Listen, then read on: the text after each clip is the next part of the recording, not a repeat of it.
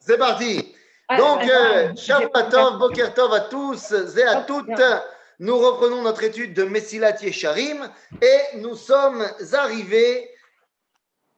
toujours dans le chapitre 5, mais cette fois nous sommes dans Amafsid à Shelishi.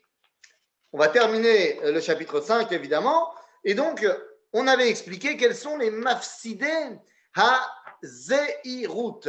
Qu'est-ce qui nous empêche? Encore un petit peu en avant. Non, on n'est pas encore arrivé au chapitre. Non, on n'est pas encore arrivé au chapitre Vav.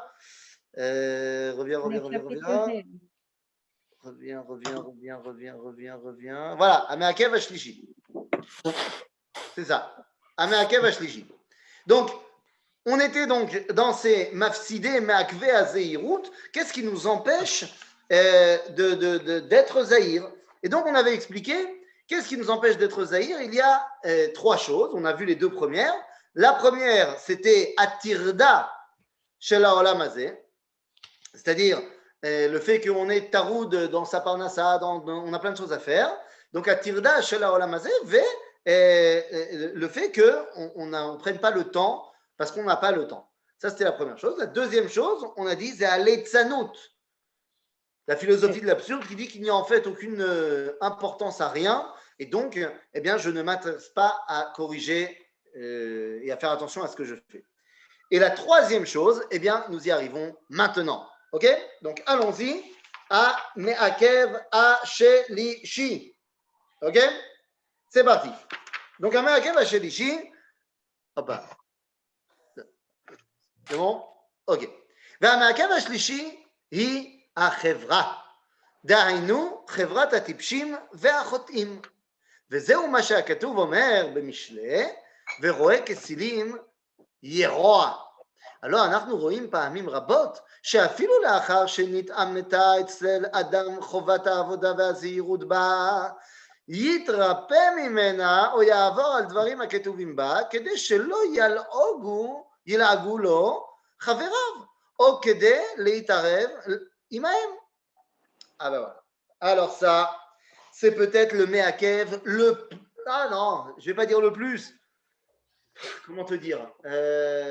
Ils sont tous les trois. La vérité, c'est que le plus compliqué, c'est Aletzanout, mais il faut être très honnête, c'est le moins présent. Parce qu'il y a très peu de gens qui sont des philosophes de l'absurde, finalement. Il y a très peu de gens dans le quotidien qui sont des personnes qui, idéalement, disent qu'il n'y a d'intérêt à rien. Donc, ce n'est pas eux l'essentiel du propos. L'essentiel du propos, c'est les gens qui n'ont pas le temps de se poser les bonnes questions. Et il y a également cette troisième problématique, des gens qui te disent j'ai pas envie d'être un dos, d'être un relige, parce que l'archouma d'être trop religieux. Ou alors, comme on dit en bon arabe, pas nicht. C'est comme, et je vais le dire, hein, ma fille, nous avons eu une prise de bec quand c'était vendredi ou jeudi, je ne me rappelle plus, où elle est revenue de l'école, et quand elle est revenue de l'école, il y a sa copine, une copine d'une autre école qui est venue également, qui est venue à la maison comme ça, elle dit, tu veux venir avec moi, on va se balader, on va aller faire un tour au Canyon, machin. Donc elle a demandé, est-ce que je peux aller au Canyon? J'ai dit, ok, dans 1 heure, tu es de retour. Jusque-là, tout va bien. Sauf que, eh bien, elle a été se changer. Mais elle a été changée. Elle revenait de l'école.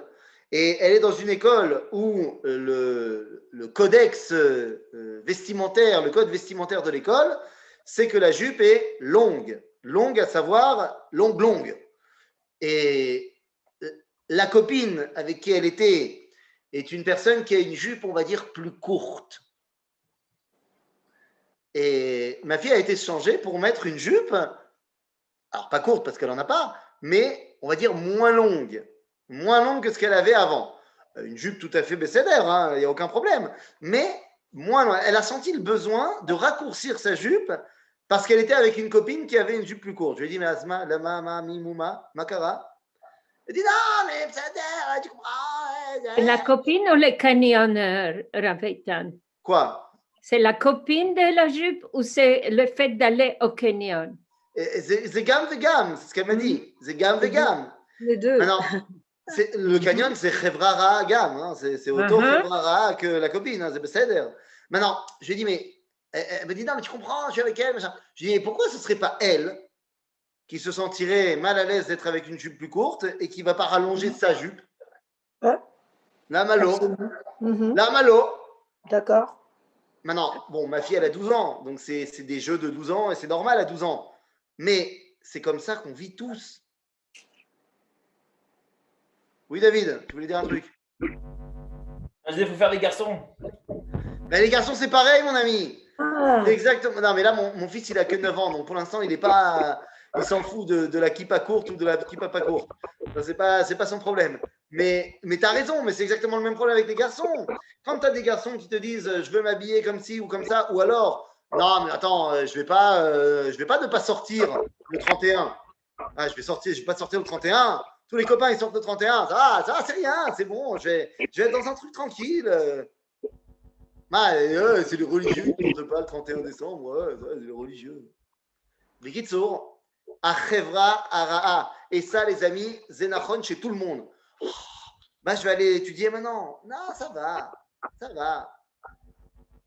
C'est-à-dire, donc, Achevra Ara'a. On reprend notre texte. Voilà.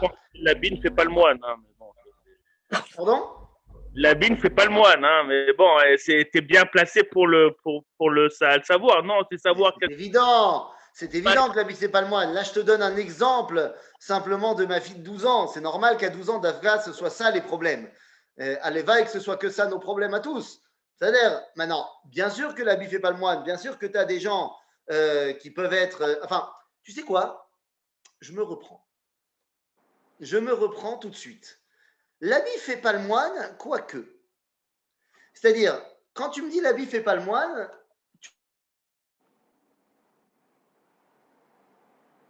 tu me dis, non mais attends, des grandes sadikim, beaucoup d'Irat Shamaïm, mais qui ne respectent pas le code vestimentaire de la halakha. L'eau, mitzter, c'est peut-être pas dans l'air du temps, mais le concept Anidati Balev, non mais moi je suis super religieux, mais dans le cœur, tu vois. Je fais pas les mitzvot, mais je suis religieux. Ben non, c'est des ch'touillottes. C'est-à-dire, donc, l'habit fait pas le moine, c'est vrai, c'est pas parce que tu es habillé en noir et blanc avec une kippa noire que tu es forcément un grand sadique, je suis tout à fait d'accord avec toi, mais dans l'autre sens, tu seras jamais un grand sadique si tu es, je sais pas moi, tu te balades tout nu dans la rue. Non, tout nu, non, mais il faut pas que t'as pas besoin d'avoir une robe qui traîne le parterre et. Non, c'est pour ça que Baruch Hashem, on a ce qu'on appelle la halakha. D'accord. Je dis simplement que la halakha, elle est ce qu'elle est. Tu peux en faire plus pour toi, et l'en faire moins, c'est une prise de position qui fait que, d'accord, mais tu seras pas, tu pourras pas être Yireh Shamaïm Adasov si toi tu décides que telle ou telle dimension de la halakha, non, ça te parle pas. Non, d'accord, je suis d'accord, on est d'accord. On est d'accord. Pardon? Vous avez le chat, il y a des gens qui écrivent dans le chat. Attends, je ne l'ai pas mis, 2 secondes, je le mets tout de suite. L'habit peut aussi aider à se souvenir de nous comporter de telle façon. Oui, bien sûr. Bien sûr, l'habit peut nous permettre de nous rappeler de nous comporter de telle ou telle façon, c'est évident. C'est-à-dire, on connaît l'histoire dans le Talmud, dans le traité de Ménachot, qui nous parle de cet homme qui était, on va dire, on ne connaît pas grand-chose de lui, on nous dit juste qu'il avait une mitzvah qu'il gardait profondément, c'était la mitzvah de Tzitzit.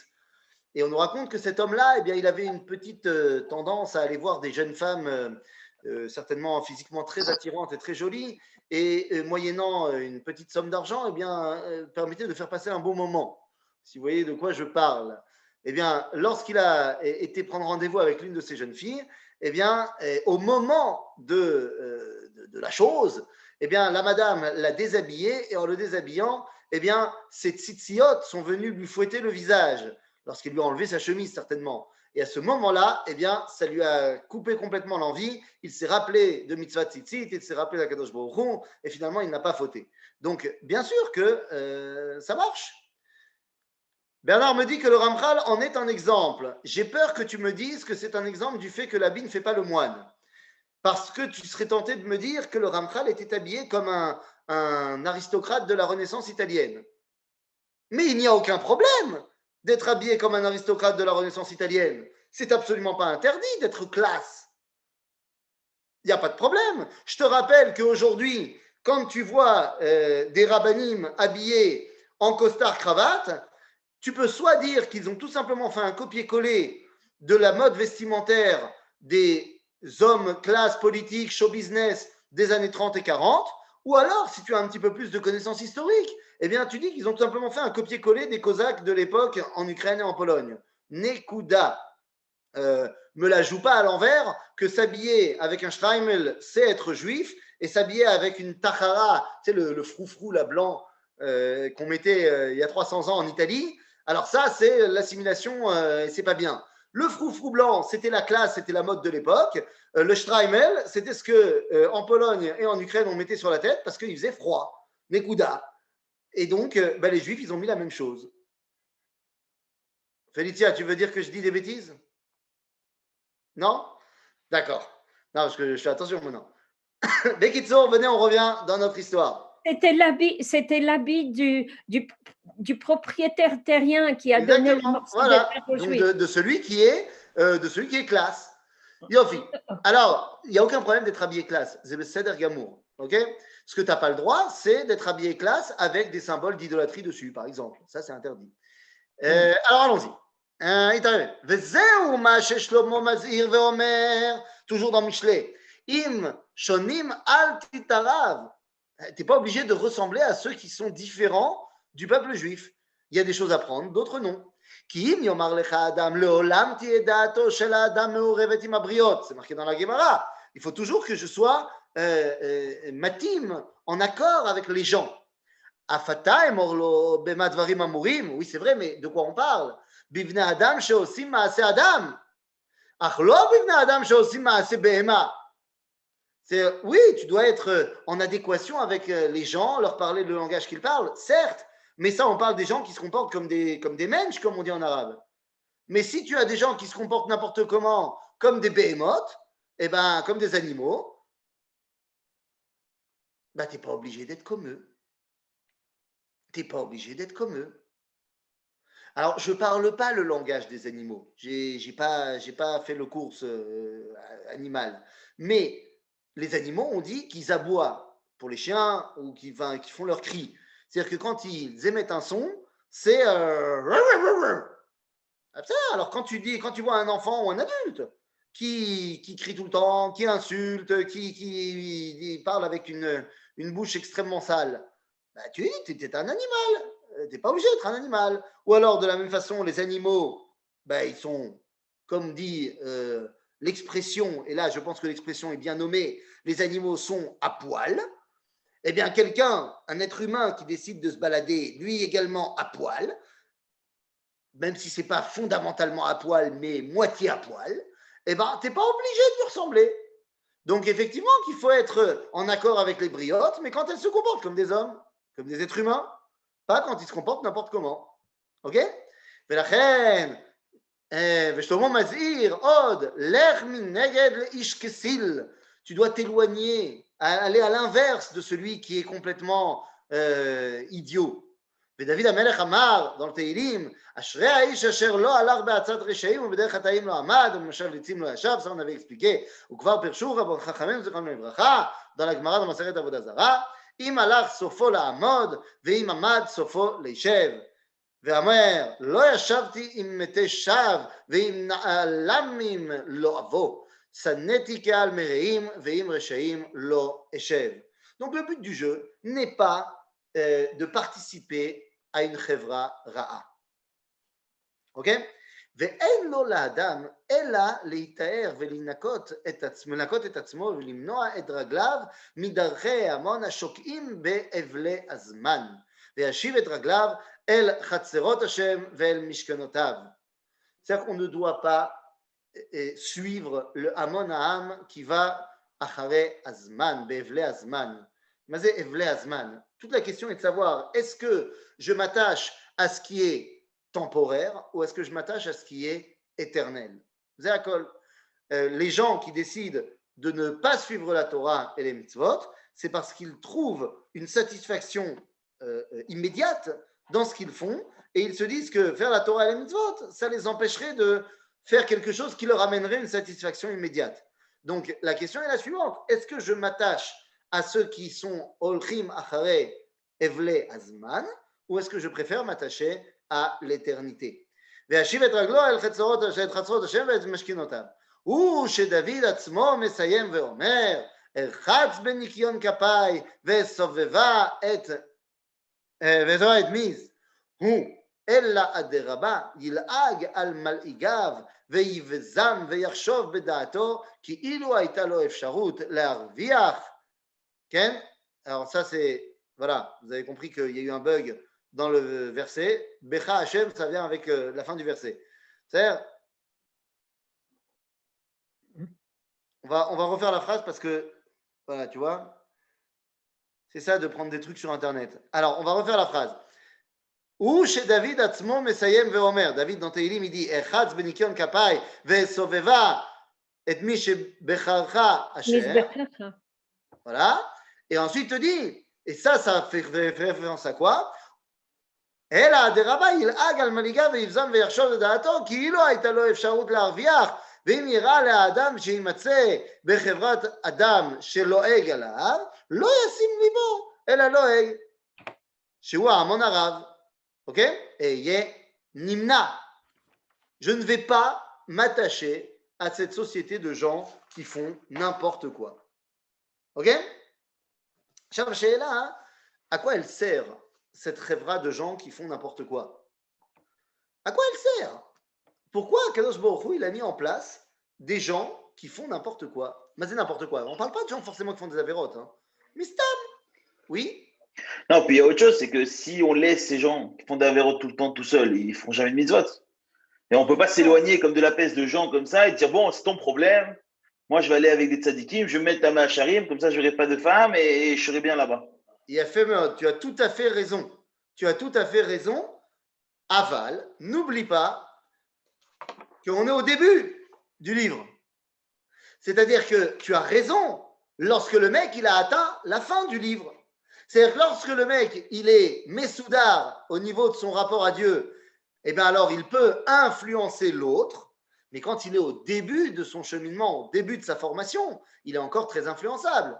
Donc, toute la question est de savoir à quel moment tu es. Est-ce que tu es en état de pouvoir enseigner ou est-ce que tu es en état de toi-même étudier?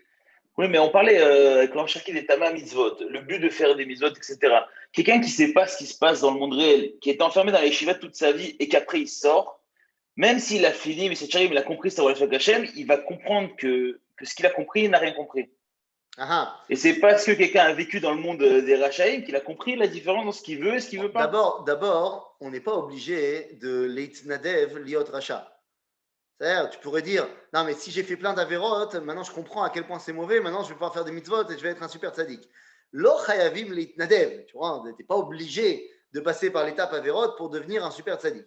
Maintenant, ce que le Rav Cherki dit, et c'est totalement vrai, c'est que nous avons créé une institution qui est on l'a créé historiquement parlant pour répondre à un besoin et à un problème. Mais ça a créé un autre problème qui n'existait pas avant. L'institution en question, c'est ce qu'on appelle la yeshiva. Le concept de la yeshiva est une institution problématique. Problématique, elle a été créée à Lublin, en Pologne, dans le début des années 30, par Reb Meir Shapira de Lublin. C'est la première fois qu'on crée une yeshiva en mode yeshiva. Ça veut dire quoi en mode yeshiva? Ça veut dire que les barouim qui sont là-bas, ils dorment, mangent, vivent à la yeshiva et ne sortent pas de la yeshiva. Ce qui est aujourd'hui exactement le modèle de toutes les yeshivot. Ok? Ça a répondu à un problème. Reb Shapira de Lublin, il a mis ça en place justement pour montrer qu'il y avait un enseignement de qualité qui pouvait être juif, pour montrer face à l'enseignement de qualité des universités de l'époque en Pologne, où il y avait une volonté justement de faire un campus universitaire où tu restais là-bas, pas qu'en Pologne hein, d'ailleurs, hein, ailleurs, mais juste lui, il était en Pologne, eh bien, il voulait montrer qu'on va créer un campus, si tu veux, juif aux juifs, pour montrer qu'on peut donner un enseignement de qualité et pour empêcher l'assimilation. Donc, je ne dis pas qu'il n'y avait pas des circonstances atténuantes. Mais ça a créé un nouveau problème. C'est que maintenant, l'étudiant de la yeshiva est quelqu'un qui est complètement déconnecté de la vraie vie quand il est en train de se faire former à ce que c'est être un rabbin. Et ça, effectivement, ça n'a pas été, c'était pas du tout comme ça avant. Avant, absolument pas. Avant, les années 30, il y avait des yeshivot. Mais la yeshiva, c'était le Beth Midrash. C'était là où on étudiait. Et où est-ce que les gens y mangeaient? Et où est-ce que les gens y dormaient? Des gens. Et oui, ils ne Des pouvaient pas gens. rentrer chez eux parce que très souvent, ils habitaient très très loin, mais ils dormaient et mangeaient chez l'habitant. C'est-à-dire chez les familles qui habitaient autour de la yeshiva. Ce qui fait que le Bachour qui étudie la Torah, en parallèle de son étude de Torah, il est face à toutes les réalités de la vie. Il sait ce que c'est les problèmes de Parnassa. Il sait ce que c'est les problèmes de Zugiout, de Shlom Bait. Il sait ce que c'est les problèmes de l'éducation des enfants. Il sait ce que c'est le problème de devoir faire face à une réalité ambiante. Tout il connaît. Et donc, son étude de Torah est une étude qui est complètement en adéquation avec la vie. Et donc, quand il sortait de la yeshiva et qu'il devenait rabbin, eh bien, il savait exactement à quoi il devait faire face et il pouvait être un vrai rabbin. Le problème aujourd'hui, c'est que le Bachor Yeshiva, il étudie de manière complètement détachée de ce monde et il ne sait pas ce que c'est les problèmes du monde. Moi, je me rappelle très bien que lorsque on a commencé à étudier le rabbinat, machin, il y avait une question qu'on nous a posée, et j'étais à côté d'un Bachour qui était un tzaddik, mais tu sais, un vrai tzaddik. Le mec, il a grandi, il ne savait même pas ce que c'était un marchev, quoi. Un tzaddik. Et moi, je n'étais pas un tzaddik. Et la question qu'on nous a posée, c'est est-ce que, en hébreu, on dit bniat tsipornaim, en français, je ne sais pas comment on dit en français, je ne suis pas baki en français, des faux ongles. Non, ce n'est pas vraiment des faux ongles, bniat tsipornaim. Bon, aidez-moi, mesdames. C'est des trucs permanents, je ne sais pas exactement. Bniyat Tsipornaim. Ça, je C'est sais. un vernis qui tient tout le temps, un truc comme ça? C'est ça. Non, mais en plus, on rajoute des choses. Permanent. Permanent, c'est ça? Je crois que c'est ça. Je crois que c'est ça. En français, je crois qu'on dit comme ça. Bon, la question, c'était, en tout cas, est-ce que Zechotzetz bamikve ou pas? Oh. Ok? Est-ce que Alors, ça fait Khatitsa? Est-ce qu'on peut aller au mikvé avec? Est-ce qu'on ne peut pas aller au mikvé avec? Sans rentrer dans le débat à l'achik. C'est-à-dire, parce qu'il y a des balagnotes ici, je ne veux pas rentrer dans le débat. Mais le Bachour, le tzaddik en question, il n'a pas su répondre. Pas parce qu'il ne connaissait pas la halakha. Parce qu'il ne savait pas ce que c'était une Bniyat Tsipornaim. Ça veut pas. Et donc, comment tu veux répondre? Ben oui, il n'est pas au mikvé. Hein? Il ne travaillait pas au mikvé. Ah ben non, il ne travaillait pas au mikvé, non, ça c'est sûr. Mais Kitsour, donc tu comprends que la personne qui est complètement détachée du monde, alors il a un problème. Alors effectivement, quand tu es à la yeshiva, tu es un petit peu détaché et tu ne connais pas le truc. Alors, ce qu'il faut faire, c'est qu'il faut ajouter une autre matière à la yeshiva, c'est quoi le monde? Voilà, il faudrait enseigner aux Bachurim à la yeshiva une nouvelle matière, c'est quoi le monde? C'est-à-dire, comme ça, les Bachurim, eh ben, ils sauront comment mettre en pratique la halakha qu'ils ont appris dans la réalité. C'est-à-dire, donc, j'ai une question. Il s'agit maintenant simplement de dire ça aux Raché Yeshivot, qui mettent en place une nouvelle matière, c'est quoi le monde? J'ai peur que mon appel ne soit pas entendu parce qu'ils vont dire que c'est Bitul Toire. Nachon. Et voilà. Bon, Voilà, qu'est-ce que tu veux que je te dise? Mais l'idée est claire, tu ne peux pas. Olamazé. Eh oui, bien sûr. Tu ne peux pas être véritablement un rave si tu es complètement détaché de la réalité. Zema yesh. En malaasot. Et c'est pour ça que quand on te dit, mais les gdoilim, très souvent, les gdoilim dont on parle, ils sont évidemment des sommités de la Torah sans aucun doute, mais ils sont depuis très très longtemps détachés complètement de la réalité de ce monde. Et donc, eh bien, il est très possible que leur avis ne soit pas le bon, pas au niveau de leur compréhension de la Torah, mais au niveau de la halakha. C'est deux choses qui sont complètement différentes. C'est-à-dire, Tu as raison, tu me montres des exemples comme les Torah, comme les Chabad, ils sont complètement dedans. C'est d'accord, je ne dis pas qu'il n'y en a pas, Baruch Hashem qu'il y a des gens qui sont Meouravim dedans. Mais tu remarqueras que tu as fait référence à Esha Torah, tu as fait référence à Chabad. En fait, tu fais référence à des gens qui ont pour leitmotiv de s'occuper de gens qui n'ont pas été dans le monde de la Torah avant. Donc, ça a l'air, les gens qui s'occupent de Bachurim, qui de toute façon viennent du monde réel et qui décident à un moment donné de rentrer dans la Torah, tu n'as pas besoin de leur expliquer à eux c'est quoi le monde. Eux, ils le savent déjà. Moi, je te parle des yeshivot où les mecs, depuis qu'ils ont 3 ans, ils sont dans la Torah et ils n'ont jamais vu autre chose. C'est-à-dire, donc là, tu ne peux pas me le dire Esha Torah, tu ne peux pas me dire Chabad. Le Machon Meir aussi, c'est un endroit qui n'a pas besoin d'expliquer aux Bachurim qui y sont c'est quoi le monde. Parce que la majorité des Bachurim qui sont au Machon Meir, que ce soit les Français ou que ce soit les Israéliens, l'Obéchané, c'est des gens qui, d'un niveau à l'autre, sont des Chosrei B'Tshuva, et donc ils ont tous vu le monde, peut-être des fois un peu trop. Donc, si tu veux, c'est pas à eux qu'on doit expliquer. C'est la gamour. Moi, je te parle des Yeshivot où tu as des gens qui savent pas ce que c'est le monde. Ça va? J'avais une Sheila. Oui. Il dit ici que c'est la Chevra. La D'accord. Chevra, elle est. Il y a quelque chose que pour être dans la Chevra où tu peux influencer les gens, il faut être extrêmement fort dans son intérieur, être convaincu de ce qu'on fait et pouvoir vivre dans la Chevra, ce qu'on appelle, moi j'appelle ça Chevra ouverte. Avoir le courage d'habiter dans notre quartier, il faut avoir du courage.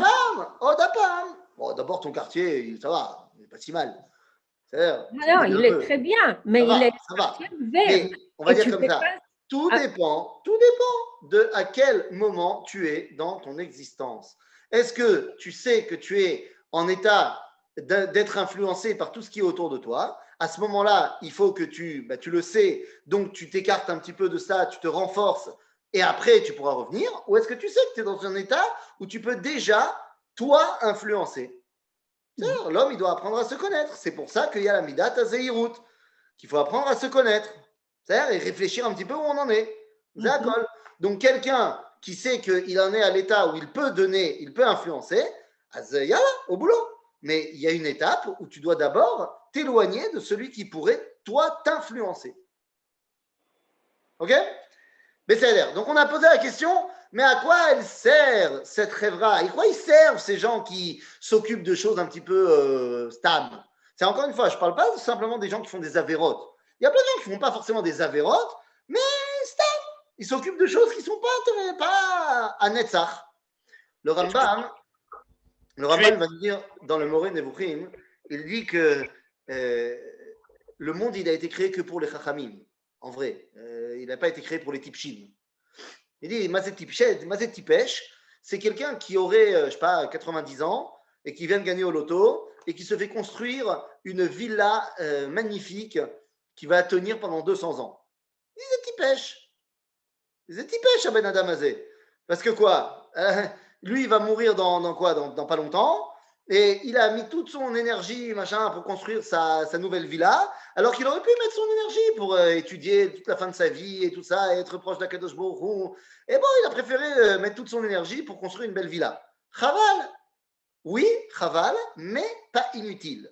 Nous dit le Rambam, parce qu'il est possible que dans 200 ans, bon, lui, il sera mort depuis longtemps, le mec, mais dans 200 ans, eh bien, sa villa va s'effondrer, parce qu'il n'y aura pas eu de descendants pour l'habiter et la préserver, elle va s'effondrer. Et il ne restera plus de la grande villa qu'un mur. Mais 200 ans plus tard, il y aura un tzaddik Vatov, comme ça il écrit, qui va se balader, il fera très chaud ce jour-là, et il sera sur le point de s'effondrer et de s'évanouir, de peut-être mourir même, mais non, car il y aura un peu d'ombre qui sera créé par le mur en ruine de la villa d'il y a 200 ans. Il dit, tu vois, ça valait le coup que ce mec il fasse sa villa, parce que 200 ans plus tard, ça va sauver la vie à un tzaddik. Nounou. Et le Rambam continue en disant, et donc, à quoi il sert, pas la villa, mais le tzaddik, le mec qui a construit la villa, le mec qui s'occupe de choses un petit peu pas trop très importantes. Le Rambam nous dit, Zekede le'atzil et tzadikim Mishimemon bedidutam. Il dit c'est pour épargner les tzadikim de l'ennui ultime du fait d'être tout seul tzadik. Il dit le tzadik, il est tout seul tzadik. Et quand il est avec d'autres rachamim, d'autres tzadikim, il parle pendant des heures, ils sont très contents. Mais quand il est dans la vie de tous les jours, ben, il est face à des gens qui ne sont pas très très intelligents. Donc il peut s'ennuyer énormément. Mais le fait d'être avec eux, eh ben, des fois ils racontent des bêtises et ils se font des blagues et ça fait passer le temps au tzadik. Nounou. Mais est-ce que Béhémet, c'est de ça qu'on parle? Ici, le Ramchal nous dit une chose très simple. Au début du livre, tu t'éloignes de ces gens-là.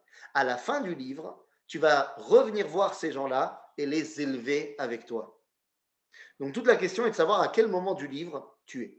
OK? Alors, revenons dans le texte. C'est l'histoire de Rabbi Shimon Bar Yochai. Rabbi Shimon Bar Yochai, oui. Alors, Rabbi Shimon Bar Yochai, c'est un petit peu particulier, c'est un petit peu différent parce qu'il a commencé tzaddik, il a commencé avec tout le monde, ensuite il s'est enfermé dans la grotte et ensuite il est ressorti encore une fois. Donc, c'est pas que lui, il a commencé, c'est pas Rabbi Akiva. Rabbi Akiva, il a commencé quand il n'était pas tzaddik, ensuite il est devenu étudiant, enfermé dans sa yeshiva, et ensuite il est devenu Rabbi Akiva. Rabbi Shimon, il était dès le départ tzaddik, enfermé, tzaddik. C'est-à-dire, c'est encore un petit peu différent. Alors, allons-y. voilà. ובדומה לכך, הזהירו חכמים זיכרונם לברכה, ואז כנמר וקל כנשר ורץ כצבי וגיבור כארי, לעשות רצון אביך שבשמיים. nous, c'est quoi cette Mishnah dans Pirkei Avot qui nous dit Ratz Kanamer, c'est quoi cette histoire?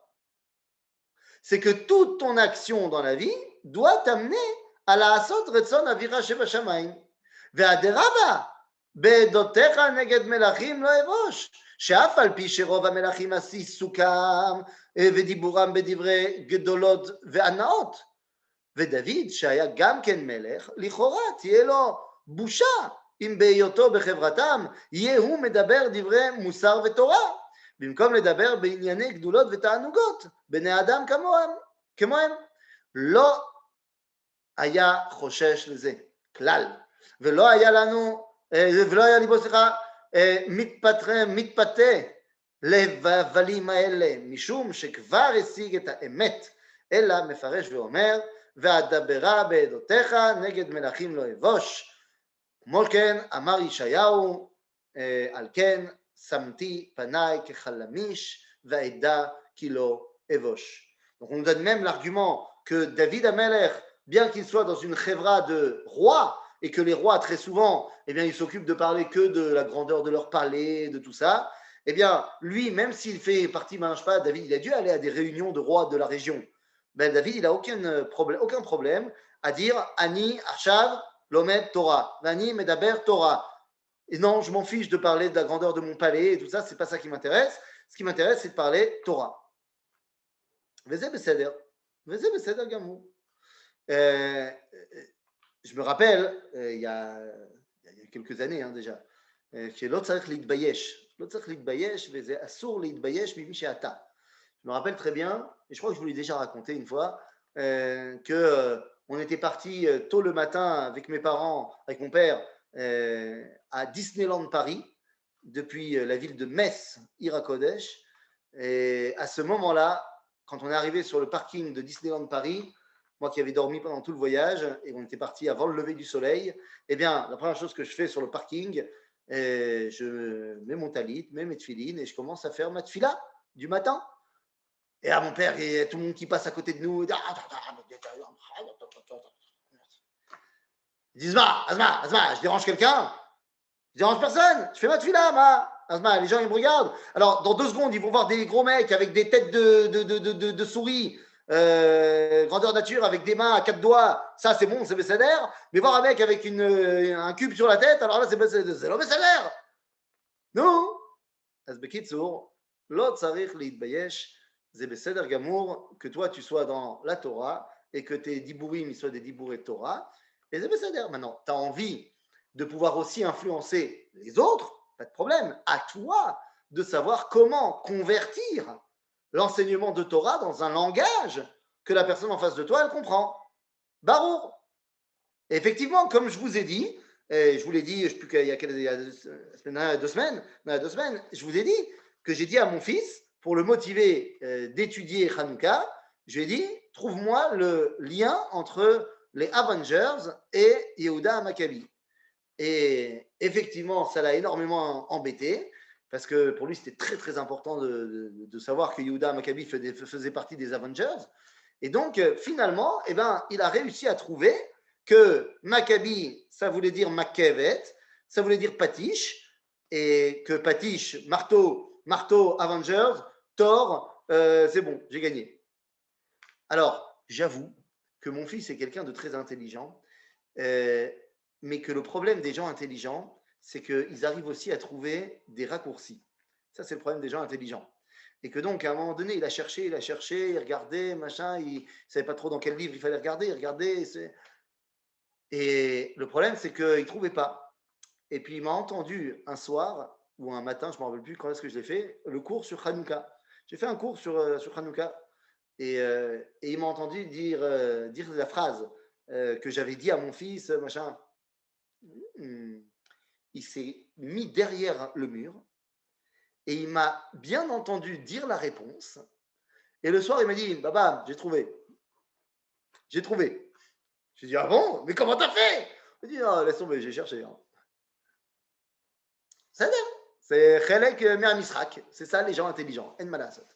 Bekitsour, on a compris qu'est-ce qu'était Midat HaZeirut. Résumons, Midat HaZeirut, faire attention. Faire attention à ce qu'on fait. Nekuda. C'est-à-dire, maintenant que nous avons étudié Midat HaZeirut, eh bien, nous pouvons arriver dans le chapitre 6, Perek Vav, et là, nous entrons dans une nouvelle Mida. Ine Besha Tova, seulement on a un problème, parce que c'est Midat HaZerizut. Et l'Ichora, Midat HaZeirut et Midat HaZrizut, elles sont opposées. Puisque Midat HaZeirut me fait prendre de la distance par rapport à mes actions, faire attention à ce que je fais, c'est-à-dire quelque part me mettre des barrières, me faire dire « hop, pas calme-toi ». Et donc « hop, pas calme-toi », c'est assimilé à une mida qu'on connaît, pas dans le terme des midot de Messias Sharim, mais une autre dimension qu'on connaît, voilà la retenue tu dis en français, je vais dire en hébreu midat yir'a. Quand ani yaré, je m'éloigne. Quand j'ai crainte de faire une bêtise, je m'éloigne un peu. Alors que là, on va nous enseigner midat zerizut, l'empressement. Et l'empressement, c'est courir, faire quelque chose. Et ça, c'est plus de la dimension de midat ahava. OK? Et donc, on pourrait penser qu'il s'agit ici de 2 dimensions contradictoires. Et évidemment qu'il n'en est rien. Il ne s'agit pas de contradiction, il s'agit de ashlama. Tu dois commencer par yir'a pour arriver à ahava. OK? Donc, c'est d'abord après avoir acquis midata zehirut que tu peux commencer à t'empresser. Tu ne peux pas faire zerizut avant de faire zehirut, parce que tu vas forcément fauter. Si tu cours sans réfléchir, tu vas tomber. Il faudra que tu cours, zenachon, mais il faudra d'abord réfléchir. C'est-à-dire, donc d'abord midat zehirut et ensuite midat zerizut. Alors allons-y. לאחר הזהירות תבוא הזריזות, כי הזהירות מתייחסת ללא תעשה, והזריזות לעשה. Et oui, comme on vient de dire, midat hazehirut, eh bien, elle se concentre en fait sur ce qui n'est pas bien, sur ce qu'il faut ne pas faire. Faire attention et tout ça. Donc, ça se concentre sur le lot assez, alors que zrizut, c'est zrizut la mitzvot. Il n'y a pas de zrizut à faire mitzvat lota assez. C'est-à-dire, il n'y a pas de zrizut dans ne pas faire X ou Y. Vous comprenez? Tu ne peux pas t'empresser de ne pas tuer. Tu ne tues pas, tout simplement. Alors, par contre, dans les mitzvot assez, yesh zrizut. Ok? Dehainu, nous dit David Ameler, sur, voilà, sur mera, ve'asetov. il y a d'abord Sour Mera, éloigne-toi du mal, et ensuite, va assez Tov, et fais le bien. ועניינה של הזריזות מבואר שהיא הקדמה למצוות והשלמת העניין. Comme on a dit, la זריזות, c'est pour faire les mitzvot. וכלשון הזה אמרו חכמים זיכרונם לברכה, זריזים מקדימים למצוות. Voilà ce qu'on vient de dire. Zrizim, Magdimim, la mitzvot. Ok? Oui? Vas-y, je t'écoute. Ben, j'ai cru comprendre que tu disais l'inverse au chapitre précédent, que le sourd Mera Vasetov, il n'était pas adéquat dans le chapitre précédent. Vas-y, explique-toi, j'ai pas compris. Non, qu'il fallait faire que le Tov était prépondérant sur le sourd Mera. Mais c'est sûr que le Tov est prépondérant sur le Soumera. Je dis simplement qu'il faut d'abord, on ne parle pas de grandeur, on parle de qu'est-ce qui doit précéder. Il a fait, ben c'est ce que je te dis justement. Dans le chapitre précédent, c'était le Vasetov, tu fais d'abord avant sourd Mera, et ici, ça a l'air d'être l'inverse. Mapitom. Ok, c'est ce qui... Ok, autant pour moi. Non, pas du tout. Dans le chapitre précédent, on parlait des mafsidés à Zeirut, ce qui t'empêche de faire la Zeirut. C'est-à-dire, mais dans tous les cas, Zeirut, c'est quoi? Zeirut, c'est fais attention à tes actions. Mais on t'a dit, dans la Zeirut, on t'a dit fais attention à tes actions pour ne pas faire de mal, et aussi pour faire mieux ce que tu as fait déjà qui était pas mal, mais qui peut être encore amélioré. Donc, dans tous les cas, la dimension de fais attention, c'est avant la dimension de je vais maintenant agir. Je réfléchis avant de faire les choses. Vous n'avez pas shoot. On m'a dit il faut faire Shabbat. Alors je m'empresse de faire Shabbat, mais je n'ai pas lu d'abord les halachot de Shabbat. Donc je vais faire Shabbat n'importe comment.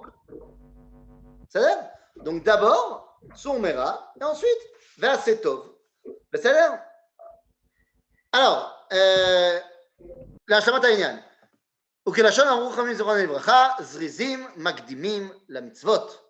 וזה כי כמו שדרושה פיקחות גדולה והתבוננות רבה כדי להינצל ממוקשי היצר ולהימלט מן הרע שלא ישלוט בנו ויתערב במעשינו, כך דרושה פיקחות גדולה והתבוננות לאחוז במצוות ולזכות בהם, כדי שלא תעבודנה מאיתנו. כי כמו שמסובב ומשתדל היצר הרע בתחבולותיו להפיל את האדם במחמורות החטא, כך משתדל הוא למנוע ממנו את עשיית המצוות ולעבודן ממנו. ואם יתרפא האדם ויתעצל ולא יתחזק ולרדוף אחריהם ולתמוך בהם, יישאר בוודאי מנוער וריק מהם. Wow. Alors, de quoi parlons-nous? On va évidemment traduire ce premier paragraphe parce qu'il est assez énorme. Pourquoi Zrizim Magdimim la mitzvot?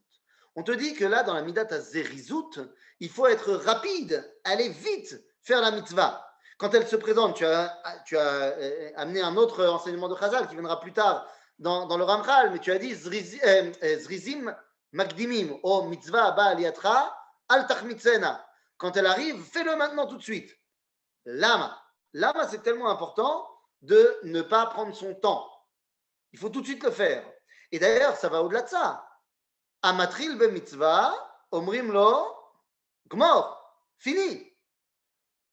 On pourrait se dire, mais non, au contraire, il faut prendre son temps dans la mitzvah. Attends, tu te rends compte de ce que c'est faire une mitzvah? C'est être en connexion directe avec Dieu. Alors d'abord, il faut se préparer, pour être bien en connexion avec Dieu. Il faut se préparer. Ça ne se fait pas n'importe comment. Et une fois que tu l'as commencé à la faire, reste dedans autant que tu peux. Reste dans l'ambiance de la mitzvah. Ne la termine pas vite. Fais-la le plus lentement possible pour être le plus longtemps possible dans l'ambiance de la mitzvah. Ce n'est pas du tout ce que nous dit ici le Ramchal. Pourquoi? Eh bien, pour deux raisons. Le Maharal de Prague, alors ce n'est pas le Ramchal, mais ça marche aussi. Le Maharal nous dit que à Olam Azeh, Zé Olam, même les Français l'ont compris, ne rêvez pas au lendemain ce que tu peux faire le même jour. Ah bah alors si les Français l'ont compris, alors là c'est bon. C'est-à-dire, Im omrim lecha chochma bagoyim, ta'amin. Il y a que les Français, ils ont compris. Enfin, c'est pas parce qu'ils l'ont compris dans les proverbes qu'ils le mettent en pratique dans la réalité. Je pense que parmi les peuples du monde, les Français sont quand même sacrément en bonne position de la glande, si tu vois ce que je veux dire. C'est-à-dire, donc, je ne vois pas les Français comme étant vraiment le peuple le plus zarise de l'univers. Mais bon, hein, je ne veux pas cracher dans la soupe. Quoi qu'il en soit, nous dit le Maharal de Prague dans Derech Chaim, il nous dit que Haolam Hazeh, c'est Olam Hashinouy. Ce monde, c'est le monde du changement. Tout change à chaque instant. Donc là, tu as une mitzvah qui s'est présentée à toi. Mitzvah Abba Aliatra Al Tachmitzena. Pourquoi? Parce que tu ne sais pas, peut-être dans 5 minutes, tu ne pourras plus la faire. Et tu es en train de la faire, la mitzvah. Finis-la vite. Parce que l'Erteda m'a créé que finalement, tu ne pourras pas la finir. Donc, il faut que tu sois, dès que la mitzvah est devant toi, yallah au boulot. Et deuxièmement, tu la commences, tu la termines le plus rapidement possible. Tu n'attends pas. Ok? Ne t'inquiète pas, ils ont inventé également fais ce que je dis et ne fais surtout pas ce que je fais. Nachon, exactement, c'est une phrase extrêmement bien mise en pratique par les politiciens de tous les pays. Faites ce que je dis et ne faites pas ce que je fais. Moi, je ne serai pas confiné, mais toi, tu seras confiné. Voilà, c'est un grand slogan bien connu de notre dernière année. Enfin bon, ce n'est pas ce qui nous intéresse ici. Ce qui nous intéresse, c'est de se dire que cette conception de vite la tfila, vite la mitzvah et vite faire terminer la mitzvah, on peut retrouver ça dans une différence assez importante entre le monde ashkénaze et le monde séfarade par rapport à la tfila. Tu regardes un sfarad, évidemment, hein, je suis très généralisant, hein, bien sûr, mais quand tu vois les sfaradim faire tfilat à Amida, est-ce qu'ils font lentement ou est-ce qu'ils font rapidement tfilat à Amida? Qu'est-ce que tu en penses? Tu dirais lent ou rapide, toi? Lent. Lent par rapport aux Comparé Ashkénazes. à un ashkénaze, qu'est-ce que tu dirais? Non, Qui va plus Très vite lent. dans la Hamida? Dépend les qui. Ashkénazes vont vite. Ça dépend quel qui, ça, c'est trop Ashkenaz, ça facile. dépend quel Séfarad. Ah non, mais ça c'est trop facile. Ça c'est une réponse de juif, ça. Si tu mets un charim où ils te feront la mi en une demi-heure, ou si tu vas, je sais pas, ton minam juste à En côté de la général, les Ashkénazes. tu auras en 1 minute 30. Alors voilà, la différence elle est comme ça. Chez les chassidim, toute la tfila elle se fait en 1 minute 30, mais la Hamida elle dure une demi-heure. C'est à cause de l'influence de Torah Kabbalah. Chez les Sfaradim, qui ont été influencés par Torah Kabbalah, alors ils ont gardé la Hamida d'une demi-heure, mais comme ils sont des bons Sfaradim, ils aiment chanter tout ce qui se tfilatise, donc la tfila aussi, elle dure 3 heures. Donc ça fait une tfila de Shabbat à minimum 4 heures quand on est large. C'est-à-dire, mais chez les Ashkenazim qui ne sont pas chassidim, ça va très très vite. Ça va très vite. Et un de ceux qui étaient les plus rapides, il était le Lucky Luke de la Shmona Esrei, c'était Reb Avrum Shapira. Reb Avrum Shapira, Rosh Yeshivat Merkaz Harav, Rav Arashi l'Israël. Reb Avrum, comme on l'appelait, il était d'une rapidité incroyable dans la Hamida. Si bien que les Talmidim de la Yeshivat Merkaz Harav, enfin pas les Talmidim Stam, les Talmidim Vatikim, ils ont été les voir un jour, ils lui ont dit, Rav, Cholzot, Oulay ta'arir ksat batfila.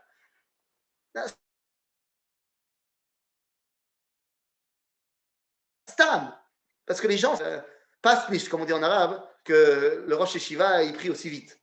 Et Reb Avrum, il les a regardés, il leur a dit, si vous saviez combien je ralentis ma tfila justement à cause de ça.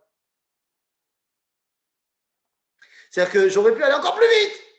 Mais comme je fais attention à ce qu'on dit, alors je fais encore. Mais ça veut dire que pourquoi est-ce que Reb Avrum il va vite? Parce qu'à Matril be mitzvah omrim logmor, l'erteda, peut-être qu'en plein milieu de ma tfila, je vais avoir une autre pensée qui va arriver, machin, et je vais pas me concentrer, je vais plus être dans ma tfila. Ah, est-ce que tu peux m'aider à descendre, je sais pas moi, à porter les courses? Ouais, dans 5 minutes, je viens dans 5 minutes. J'arrive. Et puis le temps que tu te réveilles, ben ça y est, la personne a déjà amené les courses et c'est terminé. Ve'ifsad ta mitzvah. Donc, midat hazerizut, c'est de dire, tu ne peux pas être en mode glande. Tu te dois d'aller le plus vite possible au devant de la mitzvah. Et quand tu es dedans, eh bien, yallah, il faut y aller. Ouais. Reprenons le texte. David, voilà, c'est bon, voilà. Ouais, ki teva adam kaved meod. Ki hafriyut achomriyut gassa. ועל כן לא יחפוץ האדם בטורח ומלאכה. ומי שרוצה לזכות לעבודת הבורא יתברך, צריך להתגבר נגד הטבע שלו עצמו. ויתגבר ויזדרז, כי אם הוא מניח את עצמו בידי כבדותו, ודאי הוא שלא יצליח.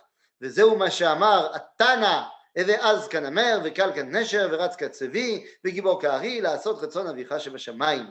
וכן מנו חכמים זיכרונם לברכה בדברים הצריכים חיזוק תורה ומעשים טובים, ומקרה מלא הוא רק חזק ואמץ מאוד לשמור לעשות ככל התורה אשר ציווך משה עבדי, כי חיזוק רב דרוש למי שרוצה לחפות את הטבע על הפכו. Alors ici le Ramchal nous dit quelque chose de très important. Le Ramchal nous dit, les amis, tu n'es pas naturellement tzaddik. Tu n'es pas naturellement avec une volonté de faire la Torah et les mitzvot. Sache que ce que te disent certains éducateurs religieux, c'est faux. Vous savez, quand les éducateurs religieux dans les yeshivot tichoniot, tu sais, dans les yeshivot à l'âge de 13, 14, 15 ans, tu connais les jeunes de 13, 14, 15 ans? Ouais, l'adolescent. L'adolescent a un rapport extrêmement fusionnel avec son coussin et sa couverture. Ok, et ça, il faut le savoir, c'est quelque chose d'assez redondant dans tous les adolescents, le rapport fusionnel avec ma couverture. Et c'est très important, il faut comprendre, c'est quelque chose de... Voilà, il n'a plus sa maman, donc il a sa couverture, sa baba. L'adolescent, lorsqu'arrive l'heure du lever, eh bien, n'a absolument pas envie de se lever. Et encore moins quand on est en janvier et qu'à la yeshiva, il n'y a pas de budget pour mettre le chauffage et que donc, il fait à peu près moins 18 dans la chambre et que le seul moment où tu peux avoir un minimum de chaleur humaine, parce qu'en plus, c'est dans une yeshiva d'Ashkenaz, donc la chaleur humaine, tu ne la trouveras pas avec les gens, hein, c'est évident. Donc, le seul moment où tu peux trouver de la chaleur, c'est sous ta couverture. Ça a l'air... est-ce que je suis sûr que c'est que l'adolescent? Ça, c'est toi qui me diras. Mais en tout cas, t'imagines le mechaner qui arrive à ce moment-là et qui dit aux jeunes, Yalla, la koum la avoida sa boire, il faut se lever, il faut aller faire la tfilé. Non, j'ai pas envie. Et là, il te dit, mais enfin, c'est naturel de vouloir faire la tfila. La tfila, c'est la chose la plus naturelle qui soit. Vas-y, shtuyot, bemitzak vaniot. La preuve, c'est que moi, j'ai envie d'être dans mon lit. Donc, qu'est-ce que tu me dis? C'est naturel. Et nous dit le Ramchal, Teva haolam liot gas vekaved. Ateva ze liot gas vekaved. C'est tout. Ouais, naturellement, tu n'as pas envie de te lever. Voilà, c'est comme ça. C'est naturel. J'ai vu un jour un stand-up avec ma femme, et je terminerai là-dessus. J'ai vu un stand-up avec ma femme, un stand-up d'un Américain, je ne sais plus comment il s'appelait, bon, un Américain, mais un Américain, comment te dire? Alors, il explique qu'il est atteint d'une maladie, d'un diabète très particulier, machin, mais Kitsour, lui, s'il te mange une salade, il prend 29 kilos. Donc, il est malade à ce niveau-là. Et donc, c'est quelqu'un qui pèse un bon 170, 180 bien pesé, quoi. Il est Barry Meod. Et tout son stand-up, c'est que là-dessus. Il se moque de lui-même. Et à un moment donné, il dit j'ai voulu rentrer dans une salle de sport. Je voulais rentrer dans une salle de sport et le mec, il m'a donné une liste de choses à faire. Alors, ça, en anglais, ça le fait, donc je vais essayer de le traduire. Il m'a dit de faire des push-ups. Moi, des push-ups, c'est des pompes. Voilà, des pompes. Et il a dit no. No. Il dit I don't do ups. Moi, je ne fais pas up. Moi, je fais down. Il dit la gravité est une loi. Et moi, j'obéis à la loi. Et la loi, elle me dit down. Elle ne me dit pas up. C'est-à-dire, donc, Zénachon, au niveau de la nature, eh bien, nous dit le Ramchal, ne te sens pas mal à l'aise si tu as la flemme. C'est normal d'avoir la flemme. Tout le monde a la flemme. Et ne crois pas que parce que tu n'as pas envie d'aller à la tfila, tu es un rachat. C'est normal, personne n'a envie d'aller à la tfila et ne crois pas que ton rave, il a envie d'aller à la tfila. Il n'a pas non plus envie d'aller à la tfila. Lui aussi, le rave, il aimerait bien rester dans son lit. Aval, tu n'es pas que un animal naturel. Tu as aussi une neshama et tu as aussi un yetzeratov et tu peux aussi décider que tu vas pas seulement écouter la nature, mais que tu vas écouter la Torah et donc tu vas te lever Yidgaber Kahari. Yidgaber, tzach Yidgaber. C'est l'opashut. Le Shulchan Aruch, il commence en disant Yidgaber Kahari. C'est pas, ça se fait pas comme ça. Et donc Yidgaber Kahari, et comme ça tu y arriveras. Donc ça, c'est le point de départ de la Zerizout. Ça va pas se faire tout seul. Tu vas pas y arriver tout seul, comme ça, par magie, d'être zariz dans ta Avodat Hashem. C'est quelque chose où il faut énormément de travail sur soi. Mais ça, on l'approfondira la semaine prochaine. Chazak Baruch. Toda Rabba Rav. Alors pour le shoot, dis-moi quand tu veux qu'on fasse ça. Inch'Allah, on va préparer ça comme il faut. Yofi. Toda Rabba Rav. Rav Fizon. Boker Tov Rav.